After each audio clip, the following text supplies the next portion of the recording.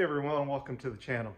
So today, as you saw in the thumbnail, I ran into a little problem while putting my little stroker motor together, where the rods pinched together and I had no clearance between them, and we couldn't rotate the engine. So I'll flip the camera around, kind of show you what I ran across and then what I'm going to do about it. So we'll jump right into the video. Basically, when I put the rods in for cylinders 1 and 2, that they are so tight here that basically you can't spin the crank over. The rod bearings are not narrow enough, and they're actually on the radius here, pushing the 2 rods to the center, pinching them, and we don't get enough side clearance here. So I'm fortunate enough to have a lathe, and what I did is took a little piece of billet, machined it down as you can see, and then put some tape in the inside. So I've got some tape around the billet piece here, and hose clamped on nice and tight the bearing, so this way it protects the bearing just in case it happens to slip. I took a soft mallet and just kind of seated the bearing halves all the way to the billet. And what we're going to do is basically take the bit here and do a little chamfer here, so we can remove just a little bit of material, so that way it'll go on the radius of the crank. All right guys, so you can see basically I chucked in a piece of billet here, turned it down, okay, to just a little undersize of the bearing, wrapped it with a couple times wrap around with tape, and then just trim the tape down.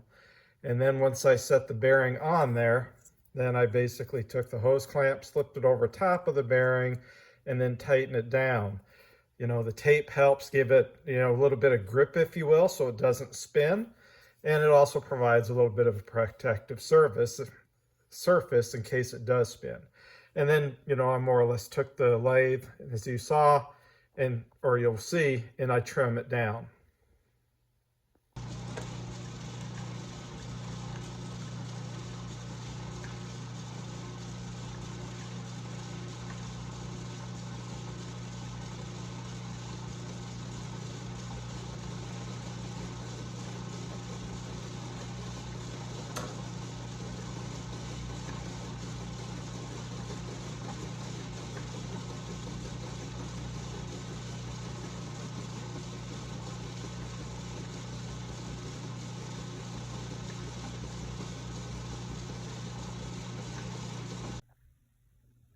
All right guys, so as you can see, here is a picture of the bearing installed, and you can see how the chamfer all lines up. So that way we got a nice radius here. So when we go to put it in, right, to this radius here, that, this basically now will seat up nice to the block.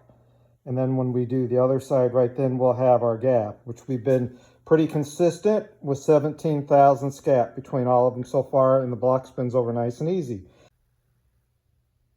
So here guys, you can see, the bearing and why we had to radius it, and clearance it and chamfer it at the angle that I did, so that, we have a nice angle so it seats up right to the crank here, and does not hit this fillet and squeeze them together. So there you go guys.